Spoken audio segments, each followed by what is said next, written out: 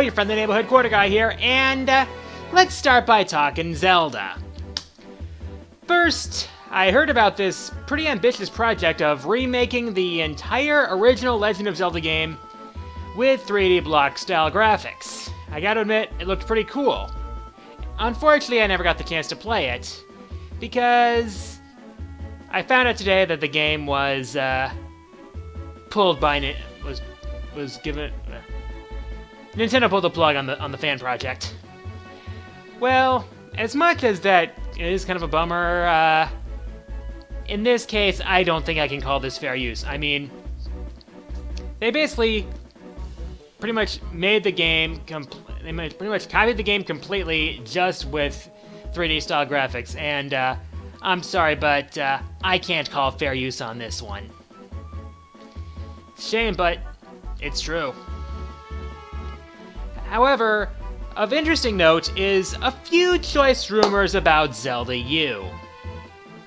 Rumor number 1, and this has actually been speculated for a while. People are saying that Zelda U is going to be both on the Wii U and on the NX. Now, I'm not quite sure the feasibility of this, but it would all depend on when the NX is actually being released. Which I figure we'll get some more info on that come this year's E3. As far as I know, the Legend of Zelda Wii U is still slated for release this year, and definitely for Wii U. But whether or not it comes out on the NX will probably depend on when the NX is being released. Hopefully we'll find that out soon. Second rumor is that there's going to be voice acting for nearly all the characters except for Link. Now, the thing with voice acting in Zelda, part of me thinks that would be nice, because there'll be a lot of characters given voice, but then again, Link is a silent protagonist. I honestly don't know what to think about this rumor, whether it will be a good idea or whether it's plausible right now. I'm not sure. Same with this third rumor. The possibility of choosing either a male or female Link. Now, I can understand the possibility of that, given that Hyrule Warriors Legends basically has Linkle, which is basically a female counterpart to Link. Of course, again, I'm taking all these rumors with a grain of salt. But it would be interesting if you could choose the gender of your Link, considering Link has always been male. Some might consider it progressive, some might consider it a bad idea. We'll just have to wait and see. Anyways, couple updates. With QG Reacts, I'm going to be adopting some new policies regarding QG Reacts. If you see my latest one, you'll see what they are. And anyways, I'm currently close to getting the script done for my Top 10 Astral Heats Extend. Now for May, I'm thinking of either doing a new Clash of Q or a new Q review. It's been too long since I did either of those. And for June, I have a special topic in mind. One that's been admittedly done before, but Top 10 Dads in Video Games. Considering that it's the month of Father's Day, I feel it would be a good topic to cover. And since it's a special occasion, I feel it would be a good idea to drop the Play Before Poot rule for that particular list. Anyways, for my question of the week this week, what's the craziest Miitomo photo you've made so far if you have Miitomo? As always, leave your answers in the comments below. I'll feature my favorite answers in next week's episode. Here are last week's winners.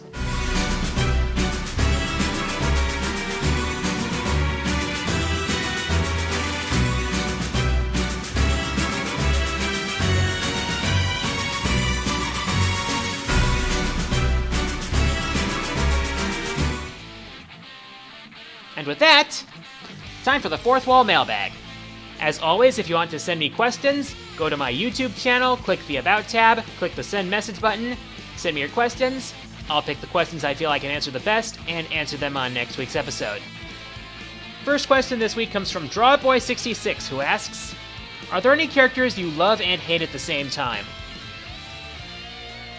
Well, Hades I just love as a villain, but if there was a character I both love and hate, it would have to be, and this is probably going to sound cliche, Kefka Palazzo from Final Fantasy VI. I love his crazy and unpredictable personality, but I just hate the stuff he does. Yeah, I guess you could say he's one of those villains that I just love to hate. And if you've played Final Fantasy VI, you can probably understand why. Next question comes from Henry Lee, who asks, if you had a stand from JoJo's Bizarre Adventure, what would its name and power be? I would probably call my stand Walk the Line. And as far as its primary unique ability, well, it'd basically be a humanoid type, well, in its basic state, it would be a humanoid type stand with high strength and speed. But its primary ability, I would want it to have hard light projection. Think sort of like Green Lantern, sort of like that. The ability to create hard light constructs is, I don't think I've seen anything like that in the JoJo universe. And I have to admit, that ability would be friggin' awesome. Next question is also JoJo related, and it comes from Lunatic Overlord, who asks, do you know who voices Dio in the dub of the anime? Oh, I know all about that. It's Patrick Seitz, who's honestly one of my favorite voice actors. He's the voice of Scorpion, the voice of Dracula, oh yeah, I think I forgot someone. Oh yeah, Ragna the Blood Edge. Yeah. And I have to admit, Patrick Seitz does a really good Dio. I don't know, how many loaves of bread have you eaten in your lifetime?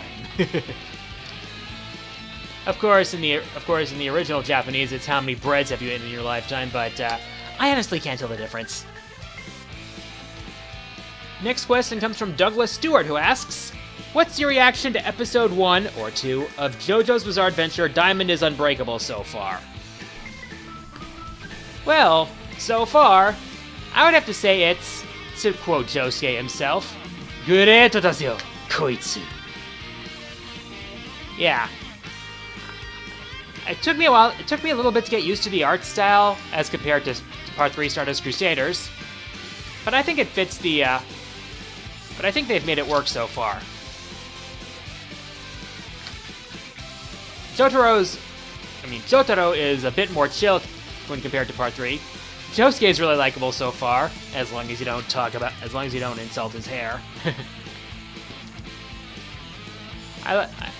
Koichi hasn't had much screen time yet, but that'll change coming later down the line. And so far, Part 4 doesn't really focus as much on action.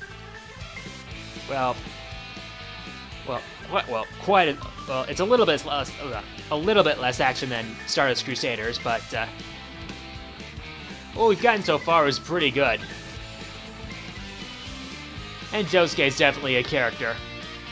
I look forward to seeing more of the beautiful town of Morio. What, you thought I was going to say Duang? Darn it. Last question today comes from Amado Guerrero, who asks, can you give Paracelsia the Dio treatment? Someday, my friend. Someday.